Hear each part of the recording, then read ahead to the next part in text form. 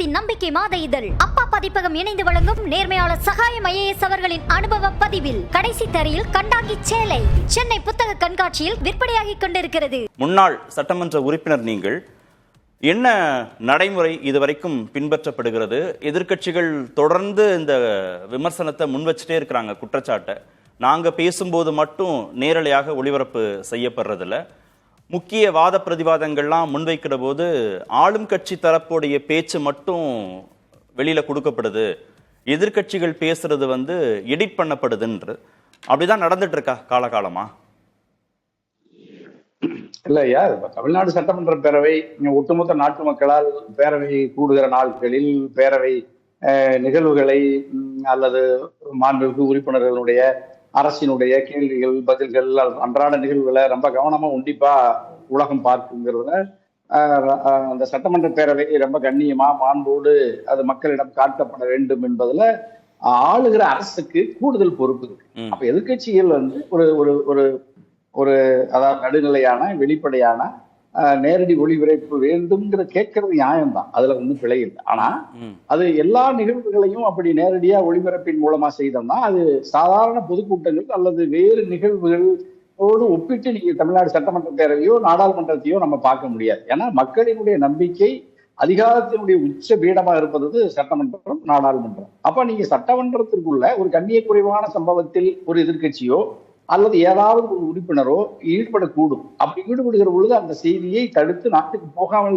தடுத்துக்கிறது தான் சரியானதுங்கிறதுனால இப்ப நீங்க எதிர்கட்சிகளுடைய இந்த அதாவது இப்ப நீங்க யார் அந்த சார் அப்படிங்கிற மாதிரியான அப்படி ஒரு பேட்ச் அல்லது அப்படி பொறித்த ஒரு அடையாள அட்டைகளை தாங்கி போறது, வேறு வகையான முழக்கங்களை எழுப்புவது, அதாவது பொதுக்கூட்டங்கள் பேரணிகள்ல நம்ம வைக்கிற முழக்கங்கள் அல்லது அங்க நடந்துக்கிற மாதிரி சட்டமன்ற பேரணிகள் நடக்கிற பொழுது இந்த நேரடி ஒளிபரப்பை எந்த கட்சியா இருந்தாலும், அது எடப்பாடி ஐயாவா இருந்தாலும் ஆட்சியா இருந்தாலும் அம்மாவுடைய ஆட்சி கலைஞர் ஆட்சின்னு நம்ம இந்த தொலைக்காட்சிக்கு அந்த காலத்துல இருந்து பார்க்கணும். அதுல இன்னொரு கூடுதல் சிறப்பு என்னையா, அதாவது நீங்க இந்த அன்பார்லிமெண்ட் வேர்டுன்னு சொல்றோம்ல, அங்க பயன்படுத்த தகாத வார்த்தைகளை பயன்படுத்தினா சட்டமன்ற பேரவை அல்லது குறிப்பில் இது ஏறாது, அவை குறிப்பில் இருந்து பேரவை தலைவர் நீக்கிடுவார்.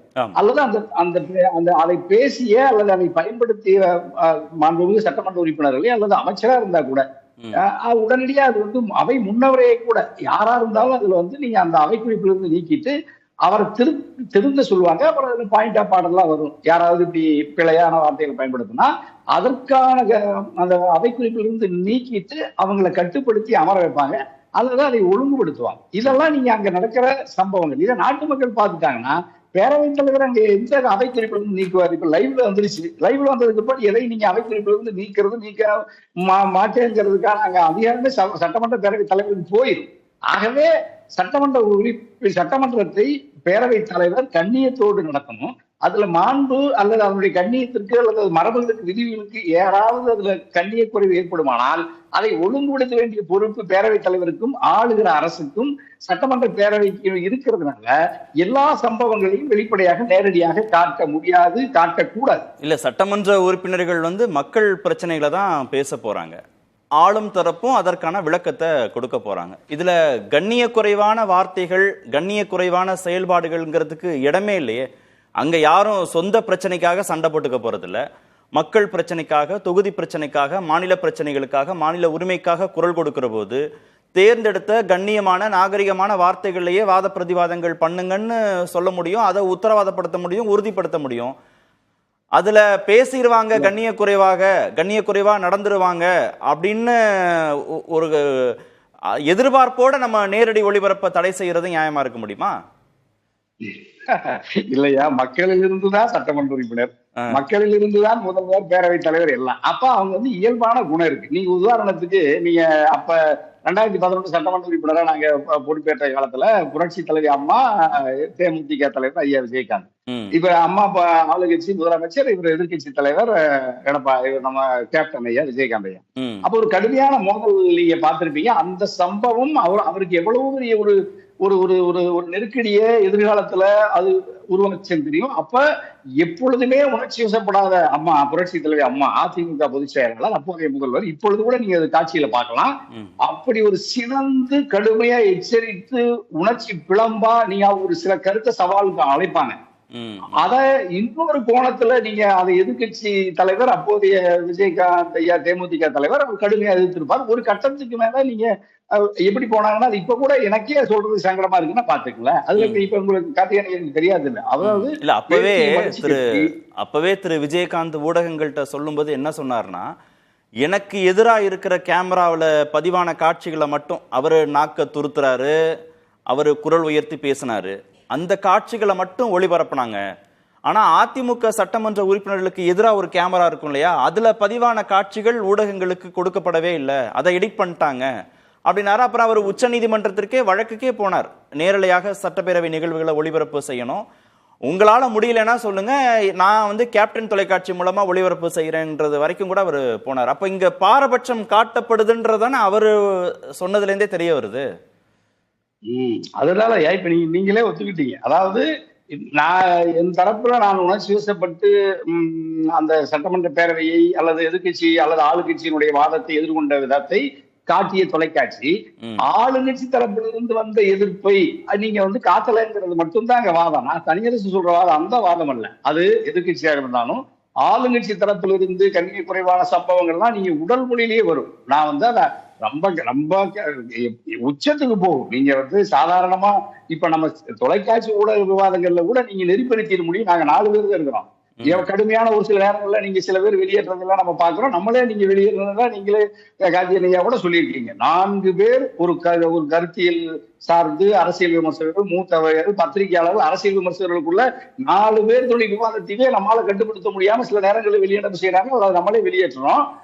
243 பேர் ஆளுகிற கட்சி கடுமையான மோதல்ல, எதிர்கட்சிங்கிற அந்த கருத்து மோதல்ல பல பேர் அரசியல் ஆதாயத்திற்காக ஒரு சில பேர் அங்கு தவறா கண்ணிய குறைவா நடக்க கூடுங்கிறதுனால ஆளுங்கட்சி தரப்பா இருந்தாலும் எதிர்கட்சி தரப்பா இருந்தாலும் அதை கட்டுப்படுத்தி ஒழுங்குபடுத்த வேண்டிய பொறுப்பு, கடமை பேரவைத் தலைவர் இருக்கிறது. இன்னும் கூடுதலா ஆளுங்கட்சிக்கு இருக்கிறதுனால எல்லா காட்சிகளையும் கட்டாயமாக நேரடியா லைவ் செய்யக்கூடாது. ஏன்னா ஒன்னும் அந்த அளவுக்கு ஒரு சார்பு நிலைய தோற்றத்தை உருவாக்கிடாதா? ஆளும் தரப்புல பேசும்போது மட்டும் கண்ணியமா பேசுறாங்க, நாகரிகமா பேசுறாங்க, எதிர்கட்சி தரப்புல இருந்து பேசினா கேள்வி கேட்டா அது நாகரிகமற்ற முறையில இருக்கும், கண்ணியமற்ற முறையில இருக்கும்ன்ற ஒரு துணி வந்துடாதா? இதெல்லாம் முழுதா ஒளிபரப்பாகுது இல்லையா? எடிட் பண்ணப்படுறது இன்னொரு தரப்பு மட்டும் தானே எடிட் பண்ணப்படுது. அப்ப அது ஒரு பொதுமைப்படுத்தி அங்க பார்க்கறதுக்கான ஒரு சூழலை உருவாக்கிடாதா? இல்ல, அதுல என்ன சிக்கல் ஐயா, ஆளுங்கட்சி உணர்ச்சி வசப்படுவதற்கோ, தவறான வார்த்தைகளை சொல்லி கோபப்படுவதற்கோ, அரசாங்கத்திடம் கோரி கடுமையா நடந்துக்கிறதுக்கான சூழல் வாய்ப்பு இயற்கையா இருக்காது. ஏன்னா அவங்கதான் அரசாங்கம். ஆனால் எதிர்கட்சிகள் அவர்களுடைய உரிமைகள் அல்லது கோரிக்கைகள் அல்லது ஆளுங்கட்சியின் மீது கடுமையான குற்றச்சாட்டை சொல்லுவதற்கான அங்க சூழல் அதுதான் அங்க. ஏன்னா அரசியல்ல அது லைவ்ல மக்கள் பார்க்கறதுனால மக்களுக்கான கோரிக்கைகளை ஒரு ஒரு நம்ம மக்களுடைய உணர்வுகள் சமூக தளத்தில் இருக்கிறத எதிர்கட்சிகளை அன்றே சுட அதை அங்க விவாதிக்கணும்னு விரும்புவாங்க. இப்ப நீங்க சட்டமன்ற பேரவை கூடிய உடனே கேள்வி நேரத்தை கூட சில நேரங்களில் விட மாட்டாங்க. கேள்வி நேரத்தை ஒத்தி வைத்து விட்டு விவாதிக்கும்னு பல பேர் நம்ம பார்த்திருக்கோம். அப்படிலாம் அவ்வளவு அவசர சம்பவம் நடந்துருச்சுன்னா அப்படி விவாதிக்கணும் தான். ஆனா கேள்வி நேரம் முடிஞ்ச உடனே 0 ஹவர்ல நீங்க எப்படி கடுமையான விவாதிப்பு பண்ணுவாங்க, அதுல வெளிநடப்பு செய்வாங்க, குண்டு குண்டா தூக்கிட்டு போறதெல்லாம் நம்ம பாக்குறோம், காட்டுறாங்க. இன்னைக்கே கூட நீங்க அதிமுக இதே நம்ம எதிர்கட்சி தலைவர் எடப்பாடி ஐயாவே இன்னைக்கு அதுக்கு காட்டியிருக்காங்க. அதுக்கு நம்ம பிரேக்கிங் நியூஸ் போட்டாங்க, 2 நாளா காட்டல. இன்னைக்கு கருப்பு சட்டையோட அதிமுக காரர்கள் வரவில்லை, யார் அந்த சார்னு வரல. ஆகவே இன்று அதிமுக சட்டமன்ற உறுப்பினர்களை ஒவ்வொருவரையும் கூட்டாவும் மொத்தமாகவும் ஆளுங்கட்சியை விட கூடுதலா எதிர்கட்சி சட்டமன்ற உறுப்பினர்கள் இன்று காட்டினாங்க. இப்படி காட்டுகிறார்கள் நேரடியில் அதிமுக உறுப்பினர்களை, எதிர்கட்சி உறுப்பினர்களை, அவருடைய பேச்சை, செயலை எல்லாவற்றையும் இன்று ஊடகம் லைவ்ல காட்டுது. சட்டமன்ற பேரவையும் அரசாங்கங்கிறத பிரேக்கிங் நியூஸ்ல பாக்குறாங்க. எனக்கே மகிழ்ச்சி, வியப்பு, ஆச்சரியம் தான். அது ஒண்ணு இந்த கருப்பு சட்டை யார் அந்த சாருங்கிறத நீங்க நம்ம போராட்டம் நடத்துகிற பொழுது வரல. அப்படி வந்திருந்தா இன்னைக்கு காட்டியிருக்க மாட்டாங்க. அதுல பேரவைத் தலைவர் டெக்னிக்கல் எரர் அப்படின்னு சொன்னாங்க. ஆளும் தரப்புக்கு நெருக்கடி கொடுக்காம எதிர்கட்சி உறுப்பினர்கள் நடந்து கொள்ளும் போதும் பேசும் போதும் அது நேரடியாக ஒளிபரப்பு செய்யப்படும்.